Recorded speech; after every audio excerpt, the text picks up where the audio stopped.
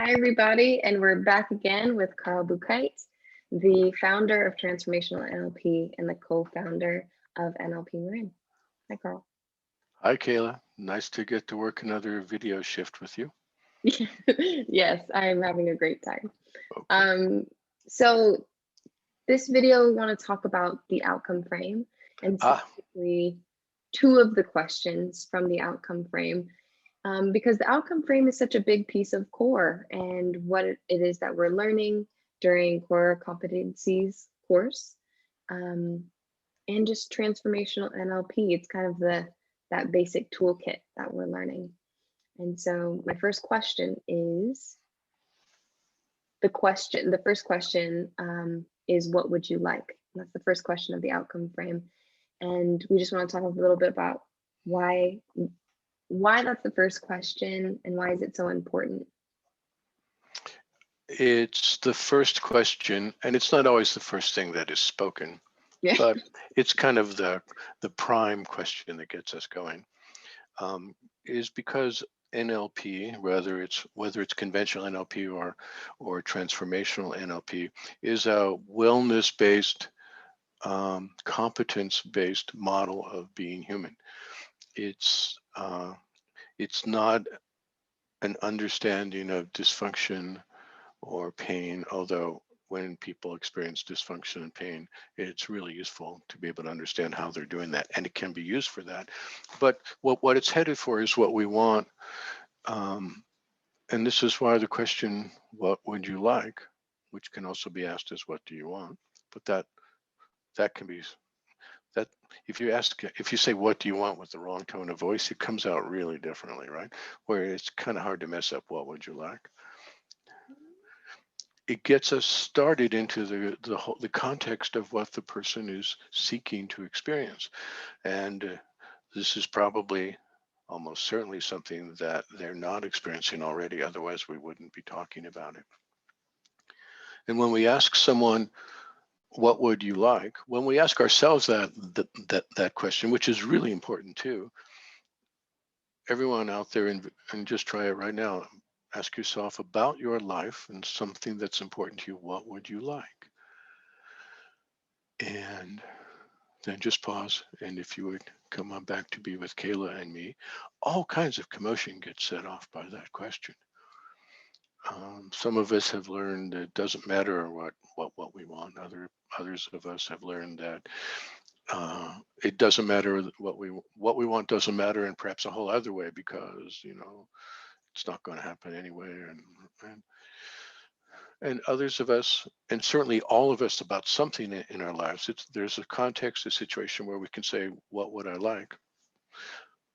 Or we ask someone else what they would like, and it fires up one of two things. It fires up concerns and objections and old, which is not to say wrong, but just old patterning that presents all kinds of difficulties, or it might fire up really, really lovely experience about where we're headed.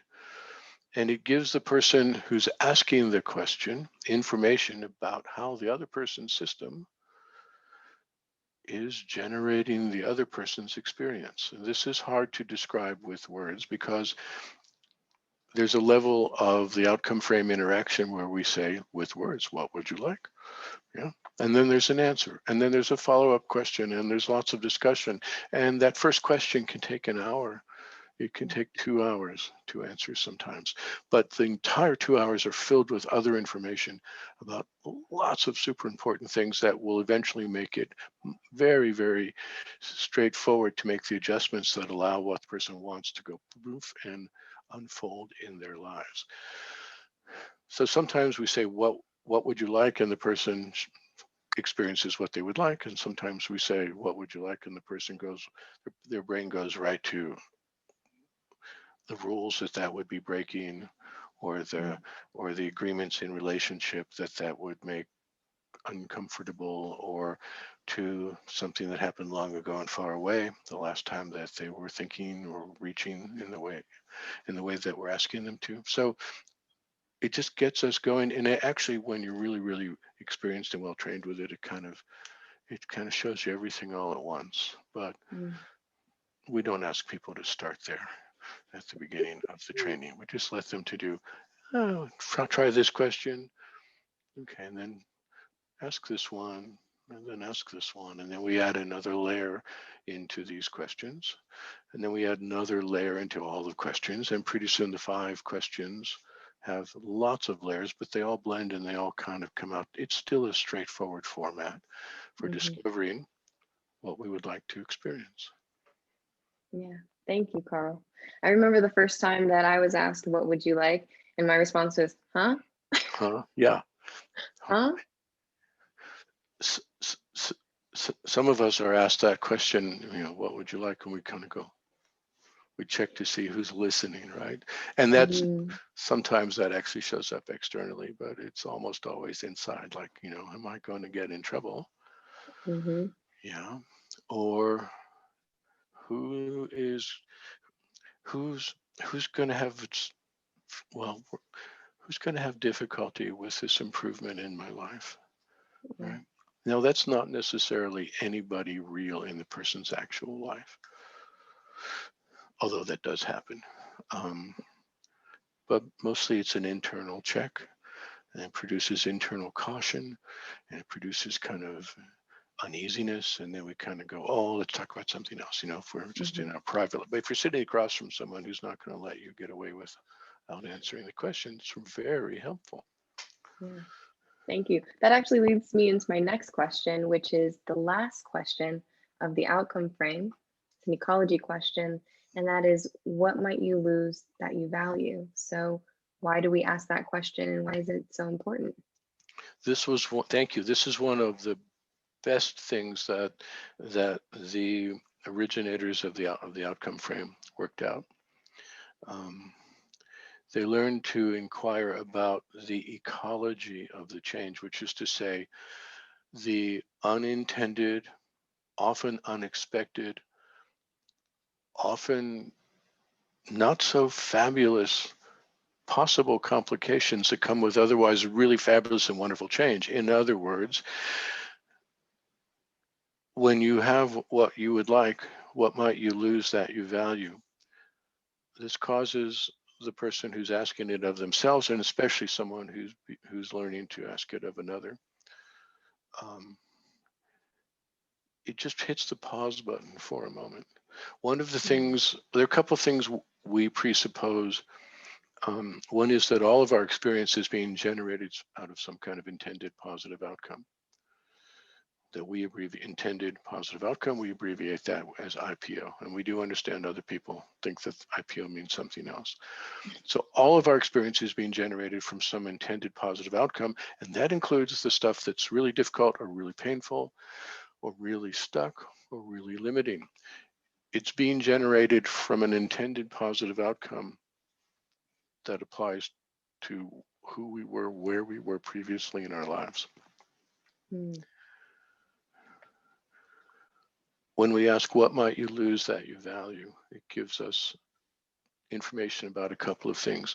One is those past objections, because that would have created huge difficulties, let's say in the family or some other situation, if it had happened, back when, right?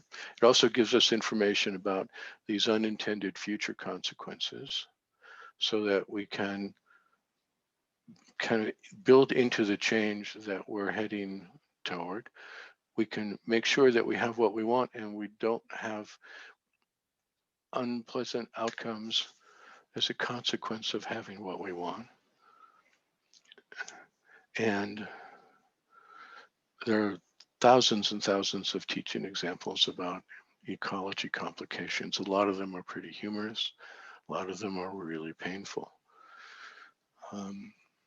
It just comes down to, we have the patterning we have right now. We have that patterning for, let me see, really, really, really, really, really, really good reasons. Now, those reasons may have expired. They no longer apply in our present time lives, but the patterning that generates our experience is still referencing those limitations or those objections or those complications from the past. And we want to revise that so it's okay to move in the direction we want to go, because the objective of good NLP-based change work is that we have the experience we want to have without having to remember to be different. And every once in a while, something is gigantically at stake, and it's useful to notice that, so it's not a surprise. Yeah, thank you. And then my last question is, if you have one, an example of something that someone really wanted, and then you asked, what might you lose that you value? And then it's like, oh, well, good thing we checked that. Yes.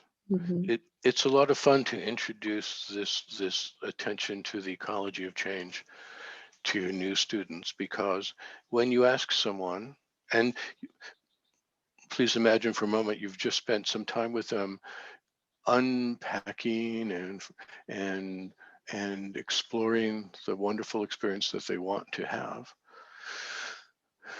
which maybe is a whole brand new thing, or maybe it's just a massively timely update on something old, but needs to be updated. And they're all like attuned to this feature, and it's even starting to make some sense that it's available to them, even though it wasn't before, but now it is. And when you ask, what might you lose? Is there anything you might lose that you value when you can have this really wonderful change now? The first answer is pretty much always no. What are you, crazy? I really want this. But then when you explore a little bit, you discover that there are complications of relationship. There are complications of belonging in places that we are accustomed to belonging, or we have old fears that we might not belong anymore. And every once in a while, somebody asks that question, goes inside for a second, thinks about it, they come back and they say, my job. And you go, oh, wow, how's that going to happen? The person goes, oh my God, now that you ask. Yeah. Important question to ask. Yeah. But then we don't forego the change. We just have to do it in a way that allows the person, if they want to keep their job, to keep their job and have this other experience. And that's not hard. That's really, really available. Thank you. Can I add one thing there? I Of course. realize this is the most important part of that ecology check. In relationships, here's person one, person two, person one, you know, and they're in this relationship. And then one of them kind of does some personal growth or some change, and they go boom. And then they do some more and they go boom. And then it kind of goes boom, like that. And this can be misinterpreted as misunderstood as disconnection. So someone who's in closely bonded primary relationship is always appropriate to pay attention to the consequences of my change or my growth in relationship with that other person.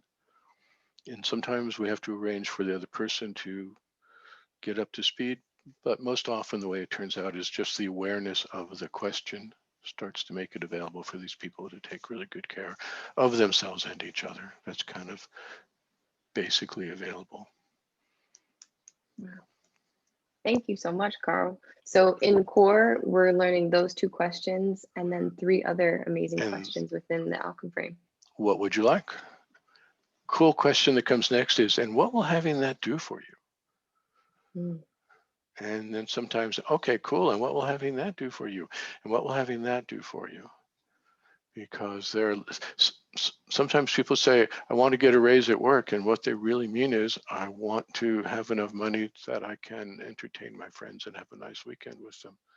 Yeah. So it's not so much the money, it's the friendships. Yeah. And the money is very good too. It's not like we go, oh, never mind the money, then it's just friendship. No, it's like, let's go for the whole package. And then there's a question, where, when, and with whom would you like it? Which asks people to get kind of specific, you know. Yeah. Someone says, I want to speak my truth.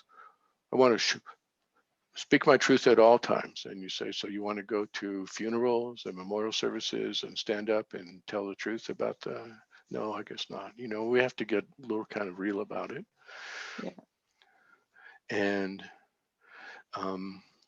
there's a really important question: how will you know when you have it? So this is a very entertaining thing to contemplate. I would like to be happy and well in this way or that way. Cool, wonderful. How will you know when you have it? How will I know when I have it? Because perhaps it's been, as we say, off our map. It's, you know, it's understood as language, but it's not, doesn't actually have a place to belong in the structure of our experience yet. So these questions are an art form. And when we first learn them, we kind of just ask the 5 of them, and it takes about 5 minutes max, and say, okay, I'm done. You know, and then as you go along, you learn, oh my gosh, this is an art form, and one can get better and better with it through an entire life. Yeah. Well, thank you so much, Carl. Thank you for talking about these questions. And if you're interested in learning more about these questions, please visit our website or email us at info@nlpmarin.com. Great. Yeah. Thank you, Kayla. Cool. Talk to you soon. Okay.